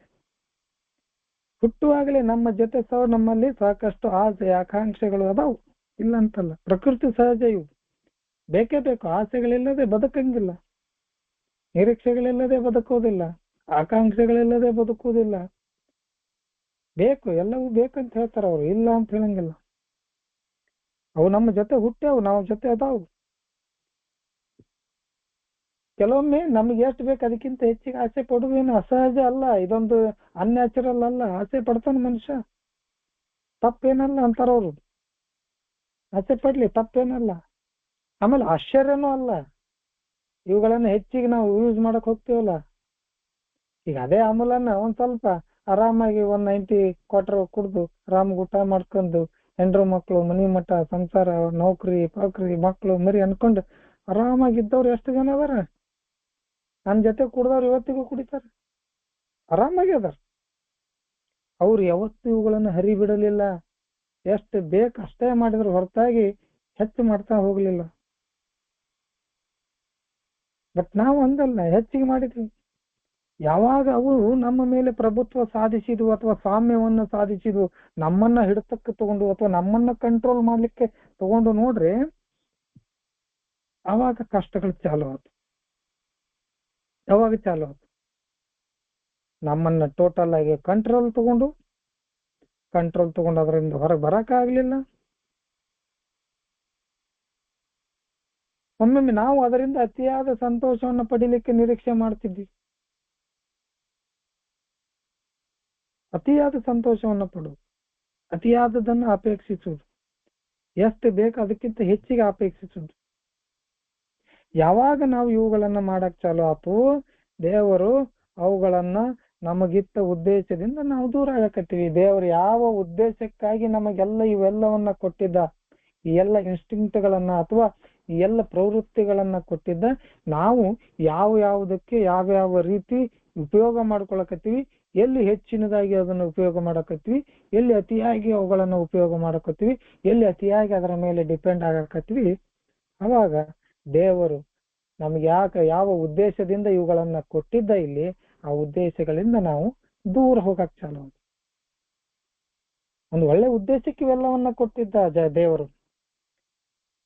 ಬರ್ಲಿ, ಆಸೆ ತುಂಬಿ ಕಳಿಸೋಣ, ಆಸೆ ಪಟ್ಟು ಜಗತ್ತನ್ನ ನೋಡ್ಲಿ, ಆಸೆ ಪಟ್ಟು ಜಗತ್ತಿನಲ್ಲಿ ಒಳ್ಳೇದಾಗಿ ಜೀವನ ಮಾಡ್ಲಿ, ದುಡಿಲಿ, ಗಳಿಸ್ಲಿ, ಚೆನ್ನಾಗಿ ಉಂಡು ತಿಂದು ಅರಿವಿ ಹಾಕೊಳ್ಳಿ, 4 ಜನರಿಗೆ ಉಪಯೋಗಕ್ಕಾಗ್ಲಿ, ಬರ್ಲಿ, ಬದುಕನ್ನ ಅಥವಾ ಈ ಜಗತ್ತನ್ನ ಚಂದಾಗ ಒಂದಿಷ್ಟು ಈ ಕಣ್ಣುಗಳಿಂದ ನೋಡಿ ಬರ್ಲಿ ಅಂತ ದೇವ್ರು ಕಳಿಸಿದ್ದ. ನಾವ್ ಇಲ್ಲಿ ಬಂದುಗಳು ಬೇರೆನೇ ಮಾಡಕತ್ವಿ, ಬೇರೆನೇ ಆಯ್ತು ನಮ್ ಲೈಫ್. ಹಿಂಗಾಗಿ ಅವನ ಉದ್ದೇಶದಿಂದ ನಾವು ದೂರ ಹೋಗಾಕತ್ತೀವಿ ಅಂತ ಹೇಳ್ತಾರೆ. ಇವತ್ತಿನ ಬಿಲ್ರವ್ರ ನೋಟದಲ್ಲಿದೆ. ಇದೇ ನಾವು ಯಾವಾಗ ದೇವರ ಉದ್ದೇಶದಿಂದ ದೂರ ಹೋಗಕ್ ಚಾಲು ಹಾಕಿವಿ, ಅವೇ ನಮ್ಮ ವ್ಯಕ್ತಿತ್ವ ದೋಷಗಳಾಗಕ್ ಚಾಲು ಅದು. ಇವತ್ತು ಜಗತ್ನಾಗ ಎಲ್ಲರೂ ಕುಡಿತಾರೆ, ಎಲ್ಲರಿಗೆ ಕುಡುಕ್ರ ಅಂತಾರನ್? ಎಲ್ಲರಿಗೆ ಅಂತಾರನ್? ಇಲ್ಲ. ನಮಗೆ ಯಾಕೆ ಅನ್ನಕತ್ತಾರ ಅಂದ್ರೆ ನಾವು ಅತಿಯಾಗಿ ಉಪಯೋಗಿಸಾಕತ್ತೀವಿ. ಸಾಕಷ್ಟು ಜನರಿಗೆ ಇದೊಂದು ರೋಗ ಅಂತ ಇನ್ನ ಗುರ್ತೇ ಇಲ್ಲ. ಯಾಕಂತಾರ? ಸುಮ್ಮನೆ ಹುಯ್ಯಿ ಅಂತ ರೊಕ್ಕ ಮಾಡಕತ್ವಿ. ಒಂದು ಲೆವೆಲಿಗೆ ಲೆಕ್ಕ ಮಾಡಿ ರೊಕ್ಕ ಮಾಡಿ ಚೆನ್ನಾಗಿದ್ರೆ ಚಲಂಗೆ ಅಂತಿದ್ರು. ಹುಯ್ಯಿ ಅಂತ ರೊಕ್ಕ ಮಾಡಕತ್ತಗಳೇ ನಾವು ಹಿಡಿದಿದ್ದ ದಾರಿಯನ್ನ ಜನ ಮಾತಾಡಕ್ ಚಾಲು ಮಾಡಿದ್ರು.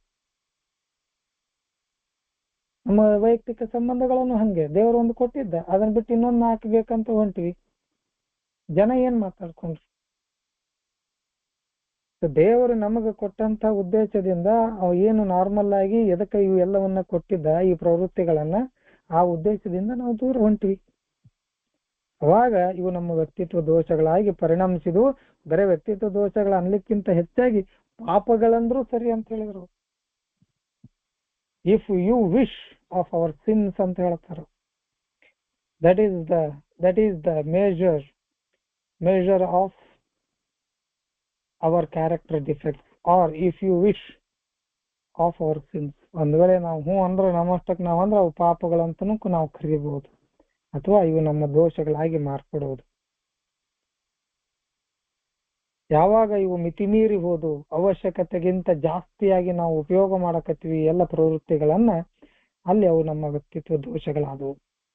ಅದು ಕೋಪ ಇರ್ಲಿ, ದ್ವೇಷ ಇರ್ಲಿ, ಭಯ ಇರ್ಲಿ, ಲೈಂಗಿಕ ವಿಷಯಗಳು ಇರಲಿ, ಅಹಂಕಾರ ಇರಲಿ, ಮೋಹ ಇರಲಿ, ಲೋಭಿತನ ಇರಲಿ, ಹೊಟ್ಟೆಬಾಕುತನ ಇರಲಿ, ಆಲಸ್ಯ ಇರಲಿ, ಯಾವುದೇ ವಿಷಯಗಳಿರಲಿ, ಈ ವಿಷಯಗಳು ಯಾವಾಗ ಅತಿಯಾಗಿ ಹೋದು ಅವಾಗ ಇವು ನಮ್ಮ ವ್ಯಕ್ತಿತ್ವ ದೋಷಗಳಾಗಿ ಪರಿಣಮಿಸಿದು. ಅವುಗಳನ್ನ ಪಾಪ ಅಂದ್ರೂ ಸರಿ ಅಂತ ಹೇಳ್ತಾರ. ಕೆಲವೊಂದಿಷ್ಟು ಅದಾವ. ನಿಮ್ಗೆ ಅನಿಸ್ಬೋದು ಹೊಟ್ಟೆ ಬಾಕ್ತಾನೆ ಅಂದ್ರೆ ಏನ್ ಪಾಪನ್ರಿ ಅಂತ ಹೇಳಿ, ಆಲಸ್ಯ ಅಂದ್ರೆ ಏನು ಪಾಪನ್ರಿ ಅಂತ ಹೇಳಿ ಅನಿಸ್ಬೋದು, ನಿಮ್ಗೆ ಅನ್ಬೋದು ನೀವು. ಬಟ್ ಸೂಕ್ಷ್ಮವಾಗಿ ವಿಚಾರ ಮಾಡಿದ್ರು ಕೂಡ ಪಾಪನೇ. ಹೊಟ್ಟೆ ಬಾಕ್ತಾನ ಅಂದ್ರೆ ತಿನ್ನೋದು, ಏನ್ ಸಿಗತೈತೆ ಅದು ತಿನ್ನೋದು, ಯಾರಿಗ ಐತು ಇಲ್ಲ ಅಂತ ನೋಡೋದೇ ಇಲ್ಲ, ತಿನ್ನೋದು. ಇನ್ನೊಬ್ರಿಗೆ ಅದು ಆಗ್ತದೆ ಅನ್ನುವಂತ ಯೋಚನೆ ಇರ್ತಿರ್ಲಿಲ್ಲ. ತಿನ್ನೋದು ಅದು ಪಾಪನೇ ಅಂತ ಹೇಳ್ತಾರೆ. ಮುಂದೆ ಓದಿ ಸರ್ ಪ್ಲೀಸ್. ನಾವು ಕೇಳಿಕೊಂಡರೆ ದೇವರು ನಮ್ಮ ದೋಷಗಳನ್ನು ಖಂಡಿತವಾಗಿ ಕ್ಷಮಿಸುವನು. ಆದರೆ ನಮ್ಮ ಸಹಕಾರವಿಲ್ಲದೆ ಅವನು ನಮ್ಮನ್ನು ಹಿಮದಂತೆ ಶುಭ್ರವಾಗಿರಿಸುವುದಿಲ್ಲ. ಅದು ನಾವು ನಮ್ಮಷ್ಟಕ್ಕೆ ಪ್ರಯತ್ನ ಪಟ್ಟು ದೊರಕಿಸಿಕೊಳ್ಳಬೇಕಾದುದಾಗಿದೆ. ನಮಗೆ ತಿಳಿದಿರುವಂತೆ ಮತ್ತು ನಮಗೆ ಸಾಧ್ಯವಿರುವಂತೆ ನಾವು ನಮ್ಮ ವ್ಯಕ್ತಿತ್ವ ಕಟ್ಟಿಕೊಳ್ಳಲು ಪ್ರಯತ್ನಿಸಬೇಕೆಂಬುದು ದೇವರ ಇಚ್ಛೆಯಾಗಿದೆ.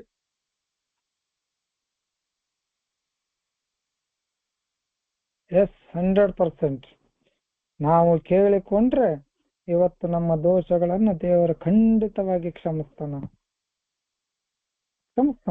ಅವನ್ ರೆಡಿ ಇರ್ತಾನ.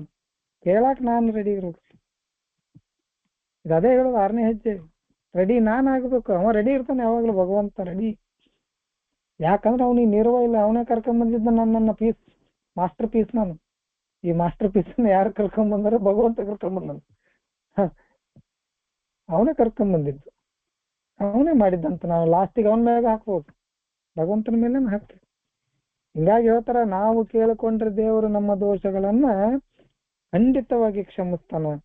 ಆದ್ರೆ ನಾನೇ ರೆಡಿ ಇರ್ಲಿಲ್ಲ ಅಂದ್ರೆ, ನಾನೇ ಸಹಕಾರ ಕೊಡ್ಲಿಲ್ಲ ಅಂದ್ರೆ ದೇವರು ಕೂಡ ನಮ್ಮನ್ನ ಶುಭ್ರವನ್ನಾಗಿ ಮಾಡುವುದಿಲ್ಲ, ಅಥವಾ ಮಿರಿ ಮಿಂಚು ಹಂಗ ಮಾಡುವುದಿಲ್ಲ, ಅಥವಾ ನಾವು ಏನು ಇಲ್ಲಿ ಹೇಳ್ತೀವಲ್ಲ ಹಿಮದಂತೆ ಶುಭ್ರವಾಗಿ ನಮ್ಮನ್ನ ನಾವು ಮಾಡುವುದಿಲ್ಲ. ನಮ್ಮ ಸಹಕಾರ ಬೇಕು. ನಮ್ಮ ಸಹಕಾರ ಅಂದ್ರೆ ನಮ್ಮ ಪ್ರಯತ್ನ ಬೇಕು. ನಮ್ಮ ಪ್ರಯತ್ನ ಅಂದ್ರೆ ನಾವು ರೆಡಿ ಆಗಿರಬೇಕು. ನಮಗೆ ಇನ್ಸ್ಟ್ರಕ್ಷನ್ಗಳು ಬರ್ತಾವು, ನಮಗೆ ಸೂಚನೆಗಳು ಸಲಹೆಗಳು ಸಿಗ್ತಾವು, ಯಾರ್ದೋ ಮುಖಾಂತರ ಸಿಗ್ತದ, ಅಥವಾ ನಮ್ಮ ತಲೆಯಲ್ಲೇ ಒಂದಿಷ್ಟು ವಿಚಾರಗಳು ಹೊಳಿತಾವು ಒಳ್ಳೇದನ್ನ ಮಾಡ್ಲಿಕ್ಕೆ. ನಾವು ರೆಡಿ ಇರ್ಬೇಕು ಅವುಗಳನ್ನ ಸ್ವೀಕಾರ ಮಾಡ್ಲಿಕ್ಕೆ. ಅದಕ್ಕೆ ಅವ್ರು ಹೇಳ್ತಾರೆ, ಅದು ನಾವು ನಮ್ಮಷ್ಟಕ್ಕೆ ಪ್ರಯತ್ನ ಪಟ್ಟು ದೊರಕಿಸಿಕೊಳ್ಳಬೇಕಾದುದಾಗಿದೆ. ನಮ್ಮ ಜೀವನವನ್ನು ಸಂಕಲ್ಪವನ್ನು ದೇವರಲ್ಲಿ ಒಪ್ಪಿಸಲು ನಿರ್ಧರಿಸಿದೆನೋ ಅಲ್ಲ, ಒಪ್ಪಿಸಲು ನಿರ್ಧರಿಸುವುದಲ್ಲ.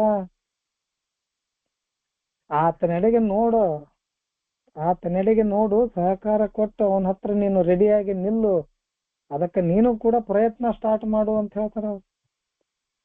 ದೇವರಲ್ಲಿ ಒಪ್ಪಿಸ್ಕೊಂಡ್ರೆ ಕೆಲಸ ಆಗುವುದಿಲ್ಲ, ನೀನು ಕೂಡ ರೆಡಿ ಆಗಬೇಕು. ನಾವು ನಮ್ಮಷ್ಟಕ್ಕೆ ಪ್ರಯತ್ನ ಪಟ್ಟು ದೊರಕಿಸಿಕೊಳ್ಳಬೇಕಾದುದಾಗಿದೆ. ನಾವು ಕೂಡ ಪ್ರಯತ್ನ ಪಡಬೇಕಂತ ಹೇಳ್ತಾರ ಅವರು. ಒಂದು ಬಂದಿತ್ತು, ಒಂದು ಬಿಲ್ರವ್ರ ನೋಟದಲ್ಲಿ ಹೆನ್ರಿ ಅನ್ನೋ ಒಂದು ಕತೆ ಬಂದಿತ್ತು. ಒಂದು ದೊಡ್ಡ ಮನೆ ಇರ್ತದ, ಕುಡಿತದಿಂದಾಗಿ ಎಲ್ಲ ಸಂಬಳದ ಸಾಲ ಮಾಡ್ಕೊಂಡಿರ್ತಾನ, ಸಾಕಷ್ಟು ಸಾಲವನ್ನ ಮಾಡ್ಕೊಂಡಿರ್ತಾನ. ಕಾರ್ಯಕ್ರಮಕ್ಕೆ ಬರ್ತಾನ, ದೇವರು ನನಗೆ ಹೇಳ್ಯಾನ.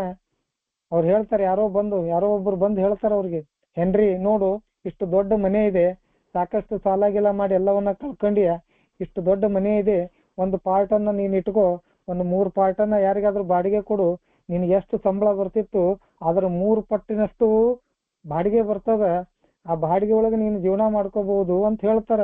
ಅದ್ ಹೆನ್ರಿ ಹೇಳ್ತಾನ, ದೇವರ ಇಚ್ಛೆ ಏನಂತಂದ್ರ ನಾನು ಇದೇ ಮನ್ಯಾಗ ವಾಸ ಮಾಡ್ಬೇಕಂತದ, ದೇವ್ರು ಹೇಳಿದ್ ನನಗ್ ತಿಳಿದದ, ಅವ ಏನ್ ಇಚ್ಛೆ ಪಡ್ತಾನ ಅನ್ನೋದು ನನಗ್ ಗುರ್ತದ, ನಾ ಇಲ್ಲೇ ಇರ್ತೀನಿ ಅಂತ. ನಾವು ಏನೂ ಮಾಡೋದಲ್ಲ, ಸುಮ್ ಕುಂದಿರ್ತೀನಿ, ಸ್ಥಿಮಿತತೆ ಕಾಪಾಡ್ಕೊಳ್ತೀನಿ. ಸ್ಥಿಮಿತತೆ ಒಂದೇ ಸಾಕು, ನಾನು ಏನು ಕೆಲಸ ಮಾಡಂಗಿಲ್ಲ, ದೇವ್ರು ಏನ್ ಮಾಡ್ಬೇಕು ಅದನ್ನ ಅವ ಮಾಡ್ತಾನ. ಯಾಕಪ್ಪ ಅಂದ್ರೆ ಜೀವನ ಸಂಕಲ್ಪವನ್ನ ದೇವ್ರ ಕಡೆಗೆ, ದೇವರಲ್ಲಿ ನಾನು ಒಪ್ಪಿಸ್ಬಿಟ್ಟಿನಿ ಅಂತ ಸುಮ್ ಕುಂದಿರ್ತಾನವ. ಏನಾಗ್ತದ, ಬರ್ತಾ ಬರ್ತಾ ಸಾಲ ಹೆಚ್ಚಾಕತಿ, ಇದ್ದ ಮನಿನೂ ಕಸ್ಕೋತಾರ. ಅವಾಗ ಹೆನ್ರಿ ಹೇಳ್ತಾನ, ನಾವು ಹೇಳಿದ್ದನ್ನ ಕೇಳಲಿಲ್ಲ, ನಾವು ನಮಗಾಗಿ ನಾವು ಸಹಾಯ ಮಾಡ್ಕೊಳ್ಳಕ್ ನಾವು ಇಚ್ಛೆ ಪಡ್ತಿದ್ರೆ ದೇವ್ರು ಕೂಡ ಏನು ಮಾಡುದಿಲ್ಲ,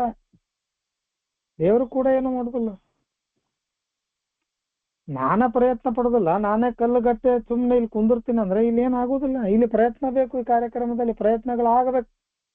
ಅದನ್ನೇ ಹೇಳ್ತಾರ ಅವ್ರು.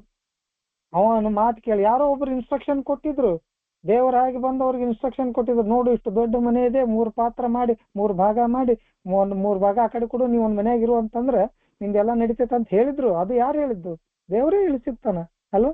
ಏನ್ ದೇವ್ರೇನ್ ಪ್ರತ್ಯಕ್ಷವಾಗಿ ಬಂದ್ ಹೇಳ್ತಾನ?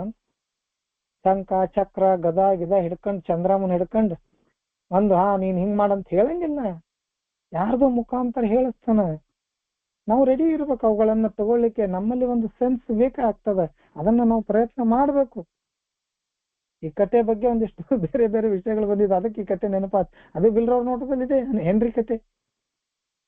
ಹಂಗಾಗಿ ನಮ್ಮನ್ನ ನಾವು ಇಲ್ಲಿ ನಮ್ಮಷ್ಟಕ್ಕೆ ನಾವು ಪ್ರಯತ್ನ ಪಟ್ಟು ದೊರಕಿಸ್ಕೊಳ್ಬೇಕಾದದ್ದು ಸಾಕಷ್ಟು ಇದಾವ್. ಒಂದ್ ವೇಳೆ ಸಿಗಲಿಲ್ಲ, ಅದು ದೇವ್ರ ಇಚ್ಛೆ, ಪ್ರಯತ್ನಕರ ಮಾಡಿವಲ್ಲ. ನನಗ್ ಬೇಕಾಗಿದ್ದನ್ನ ನಾನು ಪ್ರಯತ್ನ ಮಾಡೀನಿ, ಕೊಡುದು ಬಿಡುದು ಅವನ ಕಡೆ, ಪ್ರಯತ್ನ ಮಾತ್ರ ಮಾಡ್ಬೇಕು. ಅದಕ್ಕೆ ಅವ್ರು ಹೇಳ್ತಾರೆ ಇಲ್ಲಿ, ನಮಗೆ ತಿಳಿದಿರುವಂತೆ ಮತ್ತು ನಮಗೆ ಸಾಧ್ಯವಿರುವಂತೆ ನಾವು ನಮ್ಮ ವ್ಯಕ್ತಿತ್ವವನ್ನು ಕಟ್ಟಿಕೊಳ್ಳಲು ಪ್ರಯತ್ನಿಸಬೇಕೆಂಬುದು ದೇವರ ಇಚ್ಛೆ ಆಗಿದೆ. ಅನ್ನಲ್ಲ, ದೇವರ ಇಚ್ಛೆನೇ ಹೇಳ್ತಾರೆ. ನಿನಗೆ ಎಲ್ಲವನ್ನ ಕೊಟ್ಟು ಕಳಿಸೀನಿ ಮಗನೇ, ಅರಿವಿ ಹಾಕೊಳಕ್ ಬುದ್ಧಿ ಕೊಟ್ಟು ಕಳಿಸೀನಿ, ನೋಡ್ಲಿಕ್ಕೆ ಕಣ್ಣು ಕೊಟ್ಟು ಕಳಿಸೀನಿ, ರುಚಿ ನೋಡ್ಲಿಕ್ಕೆ ನಾಲಿಗೆ ಕೊಟ್ಟು ಕಳಿಸೀನಿ, ಕೆಲಸ ಮಾಡ್ಲಿಕ್ಕೆ ಕೈ ಕೊಟ್ಟು ಕಳಿಸೀನಿ, ಕಾಲು ಕೊಟ್ಟು ಕಳಿಸೀನಿ, ಮಾತಾಡಕ್ ಕಳಿಸೀನಿ. ಎಲ್ಲದಕ್ಕಿಂತ ಹೆಚ್ಚಾಗಿ ತಲೆ ಒಳಗೆ ಒಂದಿಷ್ಟು ಬುದ್ಧಿ ಇಟ್ಟಿನಿ. ಇಲ್ಲ ನಿನ್ನೂ ಹಂಗೆ ಕಳಿಸ್ಬಿಡ್ತಿದ್ದೆ, ಕಾಡು ಪ್ರಾಣಿಗಳ್ತೆ ಅವು ಬತ್ಲೆ ಅಡ್ಡಾಡ್ತಾವಲ್ಲ ಹಂಗೆ ಕಳಿಸ್ಬಿಡ್ತಿದ್ದೆ ನಿನ್ನೂ ಅನ್ನುವಂಥದ್ದು ಬರ್ತದೆ ದೇವ್ರ. ಬಟ್ ದೇವ್ರ ಇಚ್ಛೆ ಏನಾಗಿದೆ ಅಂತಂದ್ರ ನಮ್ಮ ವ್ಯಕ್ತಿತ್ವವನ್ನ ನಾವು ಕಟ್ಕೋಬೇಕು, ಈ ಜಗತ್ತಿನಲ್ಲಿ ಈ ಬದುಕಲ್ಲಿ ಕಟ್ಕೋಬೇಕು ಅನ್ನುವಂಥದ್ದು ಅವ್ರ ಇಚ್ಛೆನೂ ಆಗೈತಿ. ಅದಕ್ಕೆ ನಾವು ಪ್ರಯತ್ನ ಮಾಡ್ತಾ ಇರ್ಬೇಕು. ಪ್ರಯತ್ನ ಇರಲೇ ಇದ್ರೆ ಯಾರು ಏನು ಮಾಡಕ್ಕಾಗಂಗಿಲ್ಲ. 12 ಹೆಜ್ಜೆ ಮಾಡ್ತೀನಿ, ನಾನು ಕಾರ್ಯಕ್ರಮ ಮಾಡ್ತೀನಿ, ನಾನು ಸ್ಟೆಪ್ ವರ್ಕ್ ಮಾಡ್ತೀನಿ, ನಾನು ಸಾಕಷ್ಟು ಮೀಟಿಂಗ್ ಕುಂದಿರ್ತೀನಿ, ಕುಡಿತದಿಂದ ದೂರ ನಿಲ್ತೀನಿ, ಎಲ್ಲ ಮಾಡ್ತೀನಿ. ಯಾವಾಗ ನಾನು ನನ್ನ ವ್ಯಕ್ತಿತ್ವವನ್ನು ಬದಲಾಯಿಸ್ಲಿಕ್ಕೆ ನಾನು ನೋಡುವುದಿಲ್ಲ, ಅಲ್ಲಿ ಮಠ ಏನೂ ಆಗುದಿಲ್ಲ. ಏನ್ ದೊಡ್ಡ ದೊಡ್ಡ ವಿಷಯಗಳಲ್ಲ ವ್ಯಕ್ತಿತ್ವ ಬದಲಾವಣೆ ಅಂದ್ರೆ. ದೊಡ್ಡ ದೊಡ್ಡ ವಿಷಯಗಳಲ್ಲ. ಸುಳ್ಳು ಹೇಳೋದು ಕಡಿಮೆ ಮಾಡು, ಪ್ರೀತಿಯಿಂದ ಮಾತಾಡು, ಎದುರಿಗಿದ್ದವ್ರಿಗೆ ಮರ್ಯಾದೆ ಕೊಡು, ಅವರ ಕೆಲಸಗಳಿಗೆ ಅವರ ಕಷ್ಟ ಕಾರ್ಪಣ್ಯಗಳಿಗೆ ಕಿವಿಯಾಗು, ನಿನ್ನ ಕಡೆಯಿಂದ ಸಾಧ್ಯ ಆದ್ರೆ ಅವ್ರ ಕೆಲಸ ಮಾಡಿಕೊಡು, ಆಗ್ಲಿಲ್ಲ ತಿಳಿಸಿ ಹೇಳು, ಏನ್ ಸಹಾಯ ಸಿಗ್ತದ ಮಾಡು. ಅದು ಹೊರಗಡೆ ಅಷ್ಟೇ ಅಲ್ಲ, ಮನ್ಯಾಗೂ ಕೂಡ ಮಾಡು. ಪ್ರೀತಿಯಿಂದ ಇರ್ಲಿಕ್ಕೆ, ಸಹನೆಯಿಂದ ಇರ್ಲಿಕ್ಕೆ, ತಾಳ್ಮೆಯಿಂದ ಇರ್ಲಿಕ್ಕೆ, ಸುಳ್ಳು ಹೇಳದೆ ಇರೋದಕ್ಕೆ ಪ್ರಯತ್ನ ಮಾಡು. ಗಾಸಿಪ್ ಮಾಡೋದ ಪ್ರಯತ್ನ ಮಾಡು, ಕಡಿಮೆ ಮಾಡು.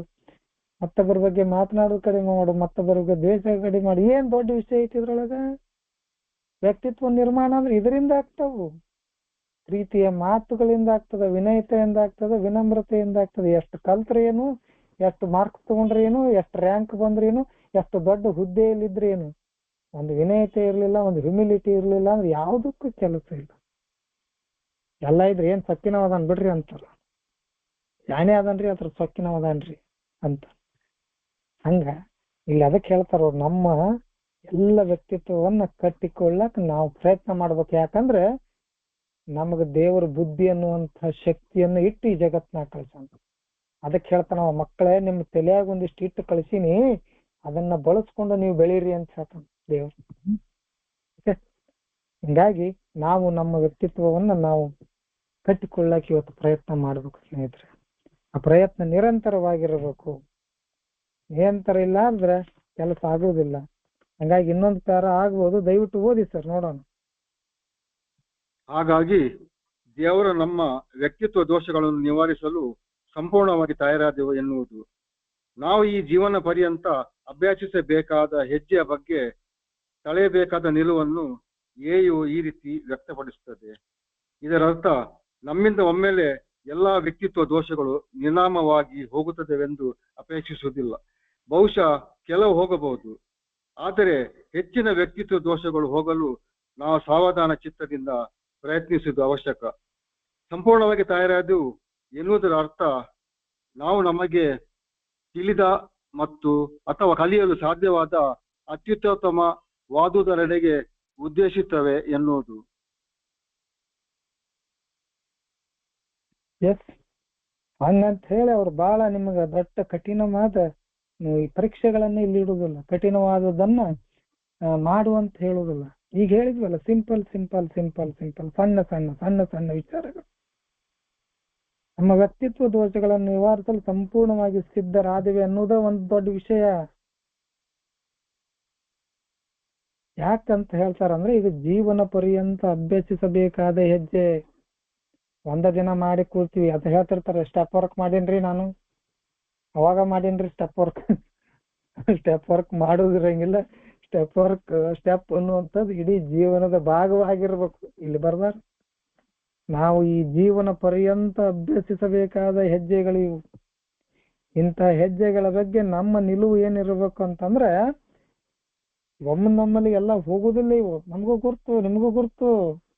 ಏನ್ ಅಗದಿ ಸ್ವಚ್ಛ ಶುಭ್ರವಾದ ಹಿಮ ಆದಂಗ ಆಗುದಿಲ್ಲ. ನಾವೇನ್ ಹಾಲಿನಿಂದ ತೊಳೆದು ಎದ್ದು ಬರುದಿಲ್ಲ ಇಲ್ಲಿ. ಒಮ್ಮೆ ಎಲ್ಲವೂ ಸಾಧ್ಯ ಇಲ್ಲ. ಹಂಗಂತೇಳಿ ನಾವು ಅಪೇಕ್ಷಿಸೂ ಇಲ್ಲ. ಎಲ್ಲಾ ದೋಷಗಳು ಒಮ್ಮೆ ನಿರ್ನಾಮ ಆಗಿ ಹೋಗ್ತಾವು. ನಮ್ಮಿಂದ ಏನು ಕೆಟ್ಟ ಆಗುದಿಲ್ಲ, ನಮ್ಮಿಂದ ಯಾವ ಕೆಟ್ಟ ಯೋಚನೆ ಬರುದಿಲ್ಲ ಅಂತ ಅಲ್ಲ, ಬಂದ ಬರ್ತಾವು. ಆದ್ರೆ ಈ ವರ್ಡ್ ಏನಿದೆ ಇಲ್ಲ, ಸಾವಧಾನವಾಗಿ, ಸಾವಧಾನ ಚಿತ್ತವಾಗಿ, ಸಾವಧಾನವಾಗಿರುದು.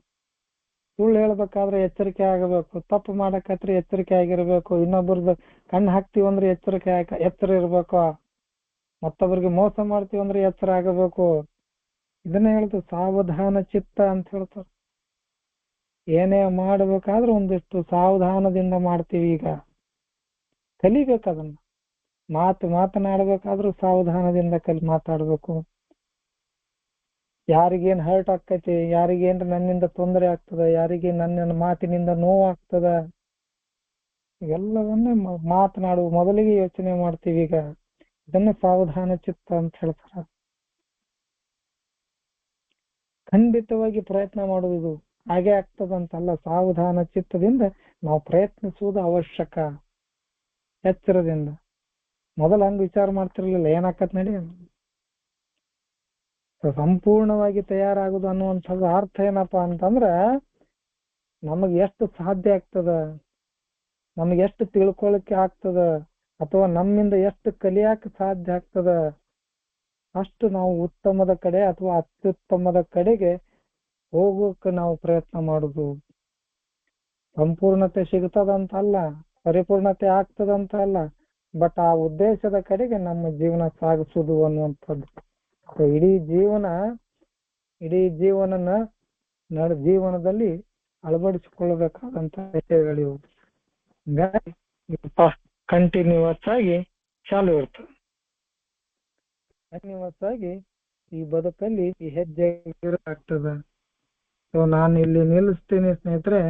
ನಾಳೆ ಇದರ ಬಗ್ಗೆ ಮತ್ತೆ ಮುಂದುವರ್ಸೋಣ. ಸೊ ನನ್ನ ಜೊತೆ ಓದಿದಂತ ನನ್ನ ಪ್ರಶಾಂತ ಧಾಮ ಸ್ನೇಹಿತರಿಗೆ ಹಾಗೂ ನಮ್ಮ ಚೇರ್ಪರ್ಸನ್ ಕ್ಲೀಟಸ್ ಸರ್ ಅವರಿಗೂ ಕೂಡ ತುಂಬ ಧನ್ಯವಾದಗಳನ್ನು ಸಲ್ಲಿಸ್ತೀನಿ. ಅವಕಾಶ ನೀಡಿದ್ದಕ್ಕಾಗಿ ತುಂಬ ಧನ್ಯವಾದಗಳು. ಒಂದು 4 ನಿಮಿಷ ಸಮಯ ಇದೆ. ದಯವಿಟ್ಟು ಯಾರಾದರೂ ಏನಾದರೂ ಮಾತನಾಡಬೇಕಾಗಿದ್ರೆ ಮಾತನಾಡಿ, ಇನ್ಕ್ಲೂಡ್ ಮಾಡೋದಿದ್ರೆ ಮಾಡಿ, ಇದರ ಬಗ್ಗೆ ಹೇಳಬೇಕಾದ್ರೆ ಹೇಳಿ.